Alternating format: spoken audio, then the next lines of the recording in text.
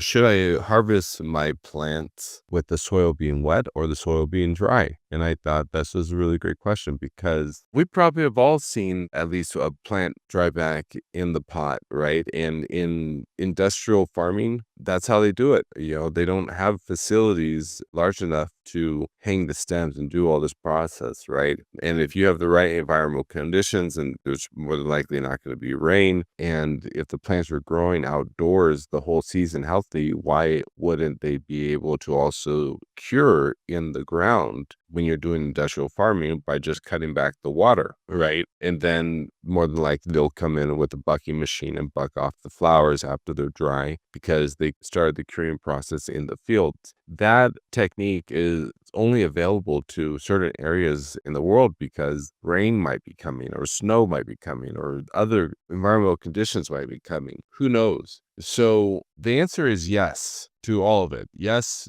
harvest when they're wet. Yes, harvest when the soil is dry. The reason why you would do it outdoors is because, again, they're growing large acreage. They don't have the facility to bucket when it's wet because then all the flowers compact and causes mold, right? So it's better that they harvest dry product versus wet product for industrial situations. For indoor situations, though, even though you do have the right environmental conditions, you can control everything, it doesn't make sense because your indoor operation is shut down for up to a month, right? You're letting the pot dry out, you're letting the plants cure. There's a lot of moisture in the pot, a lot of moisture in the stems. It might take a month to do it. Would you get better flower? Well, I think more terpenes would get cannibalized. I think you'll have a higher THC, you'll have less terps. But who knows? It might be a bomb. I think there will be a variation in the plant, right? At some level. But what you're doing when you do that, though, is you're adding on more time. And so you might only have 2.5 harvests a year